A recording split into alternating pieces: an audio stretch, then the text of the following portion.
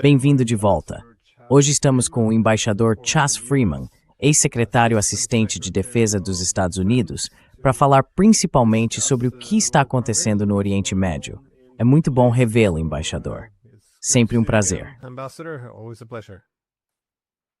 Que bom te ver, Glenn. Espero que você vá explicar o que está acontecendo no Oriente Médio.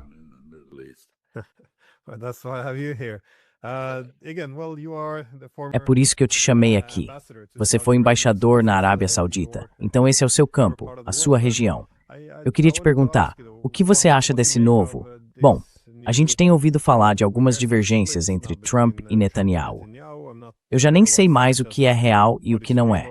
Acho que isso é uma das desvantagens do governo Trump. Mas, de novo, Israel está passando por muitas mudanças, enquanto segue essa política externa bem agressiva. O que você acha que está acontecendo agora com Israel e a relação dele com os Estados Unidos?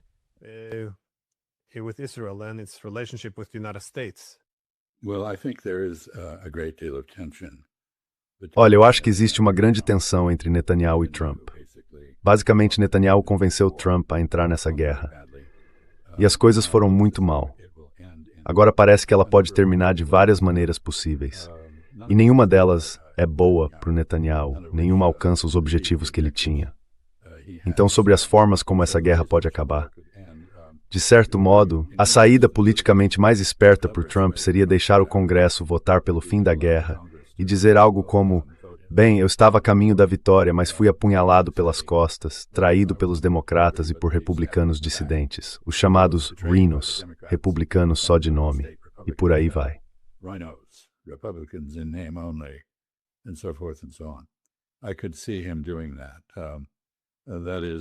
Eu consigo imaginar ele fazendo isso.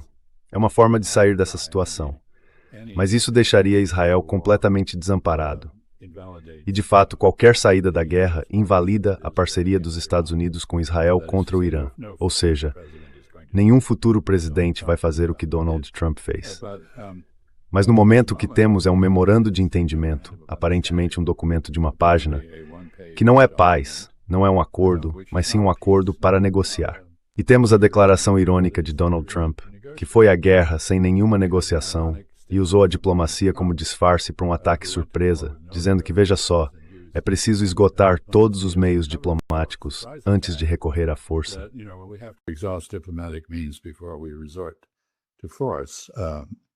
It's happening Albert Snowetz em primeira.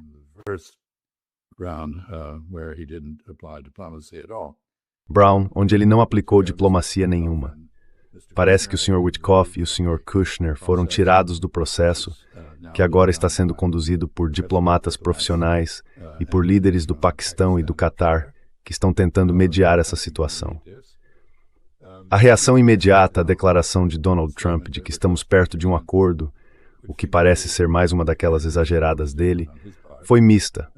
Houve algum progresso, sim, em algumas áreas. Mas a reação imediata de Israel foi: ah, não, lá vem. Grandes manchetes dizendo que Trump estaria entregando Israel, e por aí vai.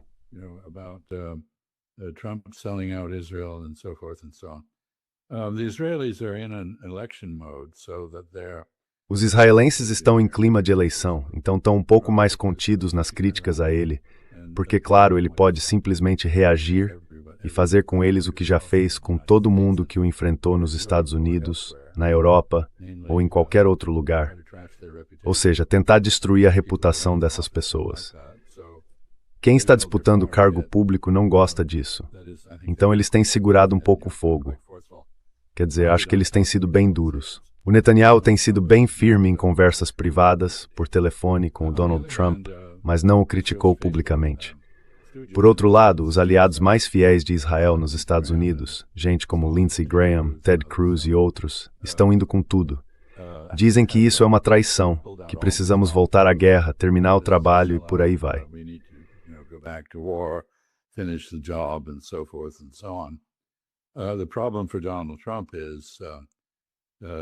O problema do Donald Trump é que ele está basicamente encurralado. De um lado, o Netanyahu está pressionando. Os doadores judeus dele, os doadores israelenses, a Miriam Adelson, a israelense, uma doação de $250 milhões, não é pouca coisa. Os dois estão se unindo contra ele. Parte da própria base republicana dele está em rebelião. E os militares estão dizendo, olha, não existe uma opção militar real, não temos como ter sucesso. E pode ser que até tenham pedido para ele dar uma ordem por escrito, que é o que os militares fazem quando recebem uma tarefa que sabem que é inviável e querem deixar claro quem vai ser responsabilizado. Emita a ordem, quero essa ordem por escrito. Essa é a resposta típica nessas situações.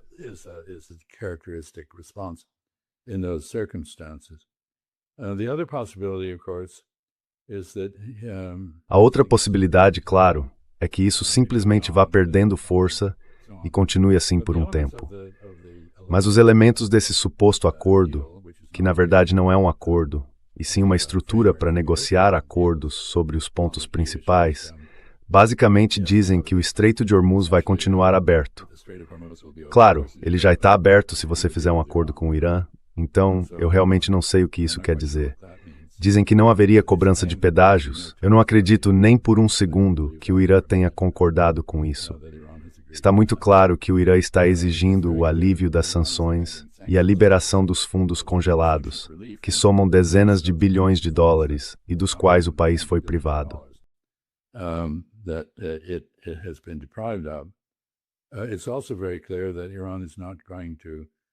Também está muito claro que o Irã não vai fazer nada a menos que receba algo primeiro.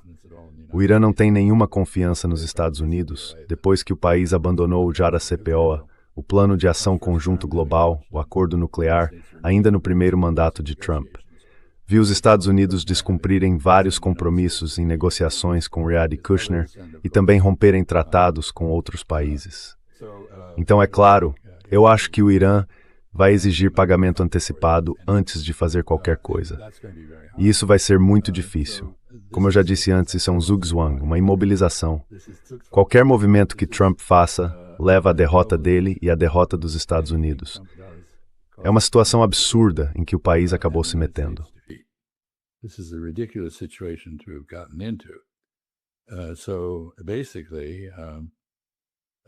Basicamente, o Irã não vai liberar o urânio enriquecido para nenhum terceiro, e com certeza não para os Estados Unidos.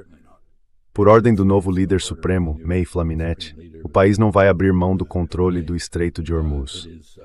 Também não vai fazer concessões para agradar os Estados Unidos. O Irã alcançou uma posição de domínio na escalada e, na verdade, junto com os israelenses, está exigindo que qualquer acordo inclua um cessar-fogo real e não um de fachada no Líbano. E isso me leva ao ponto final. Se realmente houver um acordo, Israel está numa posição perfeita para sabotá-lo e vai fazer isso. Então, sabe, como sempre, Glenn, quando a gente fala desses assuntos, o que vem à cabeça é só pessimismo. Não tem nada de feliz, não tem nenhum pote de ouro no fim desse arco-íris, pelo menos não que eu consiga ver.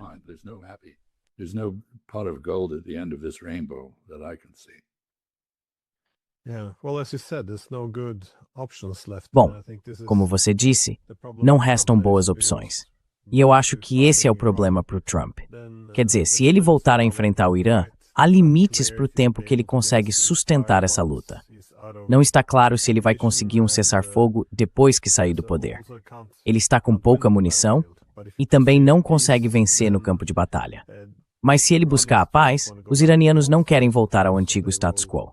Então, eles vão garantir o controle do Estreito de Hormuz para criar incentivos para os países não abrigarem bases nem imporem sanções. Ou seja, ele não pode fazer uma coisa nem a outra. E só esperar também não é o ideal, porque a economia global está afundando. Então alguém precisa encerrar o que está acontecendo agora. Bem, não exatamente um cessar-fogo.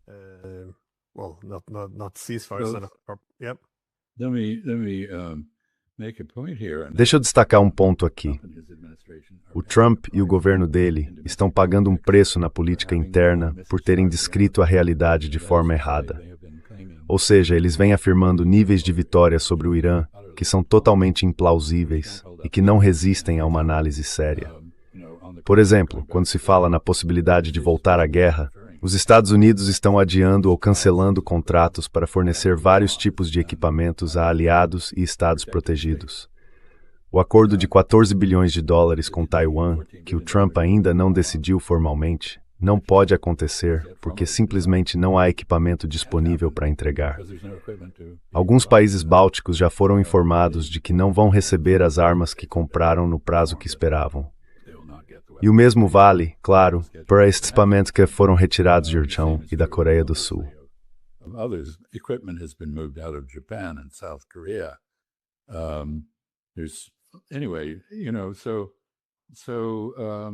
Enfim, sabe, o governo tem feito um grande esforço para fingir que nada aconteceu, dizendo que não houve nenhuma redução no arsenal ou na capacidade de defesa por causa dessa guerra absurda. Mas na prática eles estão agindo exatamente como quem sabe que isso aconteceu. Então assim, você pode ouvir o que eles dizem ou pode observar o que eles fazem, e eu acho bem mais esclarecedor ver o que eles fazem. Eles estão encurralados e o verão está chegando, com a temporada de viagens começando. Nos Estados Unidos é a época em que as pessoas tiram férias e viajam mais. O preço da gasolina está em torno de $4,55 o galão, em média no país. O preço do petróleo acabou de cair de novo, e pelo visto os operadores do mercado de petróleo são irremediavelmente ingênuos e continuam caindo nos mesmos truques absurdos de manipulação de mercado.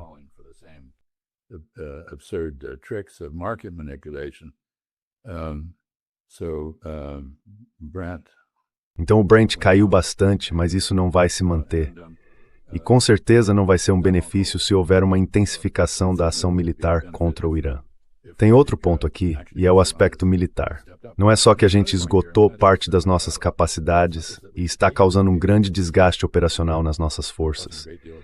O Irã usou essas 6 semanas de trégua efetiva para reconstruir suas forças armadas. E a comunidade de inteligência contradisse totalmente as declarações do governo sobre o nível de dano causado ao estoque de mísseis do Irã. O Irã voltou a produzir drones em grande escala.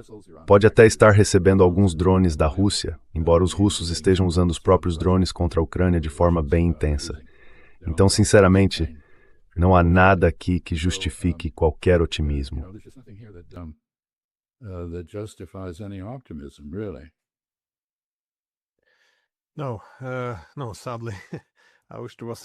Não, infelizmente. Eu queria poder dizer que há mais motivos para otimismo. Mas você mencionou antes que Israel provavelmente tentaria sabotar caso Trump seguisse por um caminho de paz, ou seja, tentasse chegar a um acordo com o Irã. Mas até onde os próprios israelenses podem levar isso? Porque parece haver uma crise crescente no próprio ethos de Israel. O que é o país, afinal? O que ele representa? E isso costuma acontecer também com impérios. A violência no exterior acaba mudando a sociedade dentro de casa. O poder começa a substituir os princípios. Os cidadãos podem se desconectar demais do mundo. As liberdades internas vão diminuindo. Então, como você vê isso? Até que ponto essa situação é sustentável para Israel? Porque eles não enfrentam só um problema econômico e um exército sobrecarregado. A gente ouve cada vez mais sobre divisões muito profundas dentro do país, a ponto de alguns jornalistas israelenses já falarem na possibilidade de uma guerra civil. Eu não acho que tenham chegado a esse ponto ainda, mas as coisas não estão indo bem.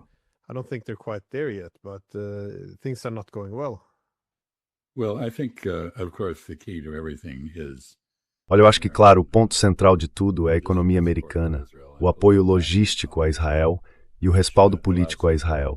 Isso permite que Israel haja não só com impunidade, mas com total desprezo pelos limites, de verdade. Isso cria um risco moral para Israel e o país acabou caindo nessa armadilha. Mas o objetivo israelense no Líbano continua sendo, na prática, a anexação. Eles falam em uma zona de segurança, mas, na verdade, o que estão propondo é transformar o sul do Líbano em algo parecido com Gaza.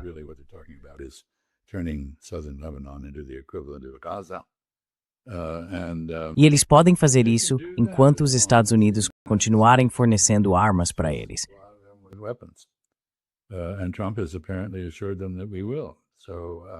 E o Trump aparentemente garantiu a eles que sim, que nós vamos.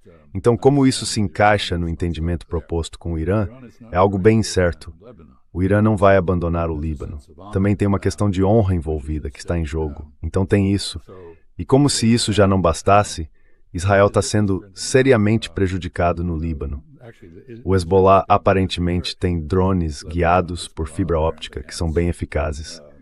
E Israel está realmente perdendo um número considerável de soldados e muito equipamento. Já foi derrotado pelo Hezbollah antes. As conversas com o governo libanês são apenas um espetáculo paralelo. O governo do Líbano não tem autoridade para encerrar a guerra em nome do Hezbollah. O Hezbollah já denunciou as negociações. Hezbollah has denounced the negotiations, and so this is a sideshow, a farce. Então isso tudo é um espetáculo à parte, uma farsa montada para causar um efeito transformador.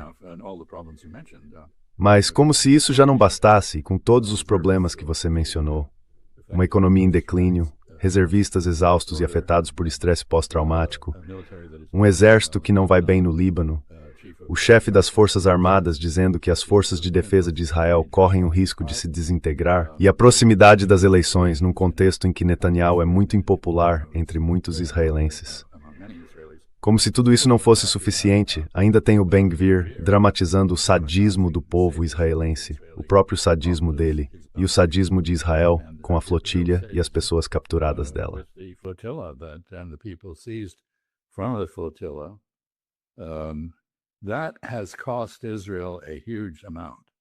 Isso tem custado muito caro para Israel, não só nos Estados Unidos, onde só 6% dos democratas hoje têm uma visão positiva do país, e ninguém com menos de 50 anos tem uma visão positiva de Israel nos Estados Unidos.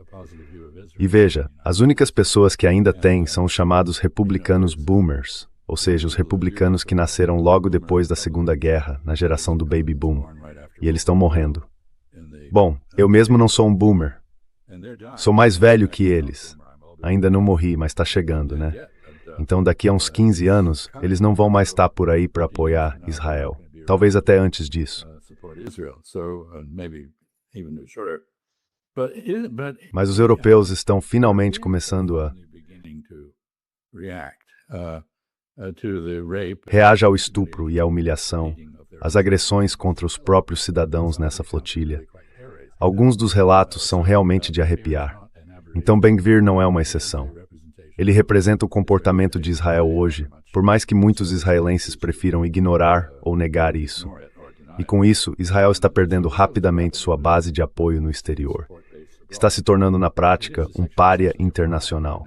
E veja, os Estados Unidos ainda o apoiam. A gente acabou de ver os Estados Unidos forçarem Riyad Mansour, o representante palestino nas Nações Unidas, a desistir da candidatura dele para vice-presidente da Assembleia Geral.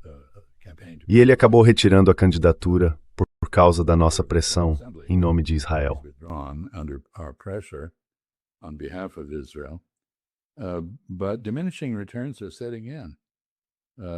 Mas os resultados estão começando a diminuir para Israel. E olha, no fim das contas, voltando à ironia de ver Donald Trump exaltando as virtudes da diplomacia, quando ele nunca mostrou nem habilidade nem vontade de usá-la, Israel precisa fazer uma escolha estratégica. Está preparado para ter todo mundo na região e no mundo contra si?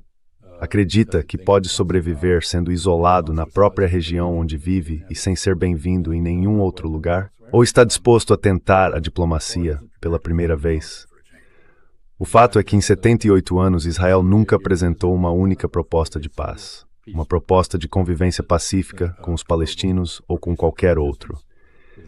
Esse é um histórico de beligerância sem paralelo na história da humanidade.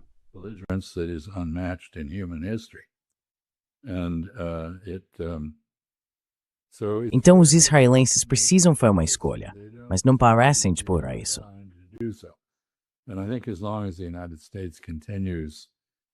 E eu acho que, enquanto os Estados Unidos continuarem dando cheques em branco para Israel e apoiando o país sem impor nenhuma condição, os israelenses não vão fazer uma escolha. E o Estado de Israel não vai sobreviver às condições que ele mesmo está criando. Vai acabar, como aconteceu com os dois reinos cruzados cristãos na Idade Média, perdendo o apoio externo e desmoronando. Então, sabe, eu acho muito difícil entender como alguém que realmente se importa com Israel pode apoiar o caminho que Israel e os Estados Unidos escolheram seguir, porque, no fim das contas, eu acho que isso é fatal para o próprio Estado de Israel. Because I think it's ultimately fatal to the state of Israel.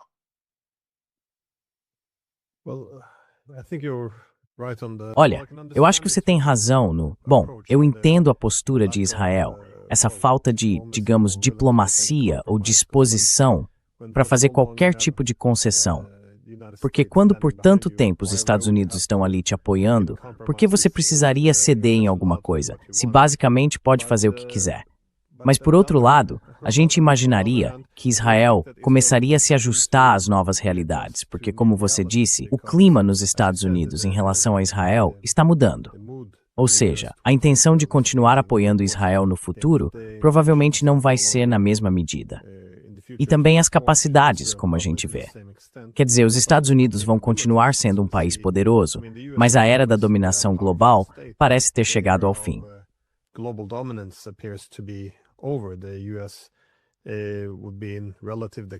Os Estados Unidos estariam em um declínio relativo, já que outras potências como a China, a Rússia e a Índia, e provavelmente, em breve o Irã também, estão emergindo. Então, se você percebe que os Estados Unidos têm menos capacidade e talvez uma visão menos favorável em relação a você, faria sentido pensar que esse seria o momento de começar a mudar. Em vez de seguir essa postura maximalista, seria hora de buscar algum tipo de acordo com os vizinhos. Mas eu também queria te perguntar sobre a China, porque, de novo, você tem bastante experiência com o país. Você fala chinês. O Trump se encontrou recentemente com o Xi Jinping em Pequim. Aparentemente, ele queria pressionar os chineses para que colocassem pressão sobre o Irã. Mas, na sua visão, qual é a estratégia da China em tudo isso? But what do you see being the Chinese strategy in all of this?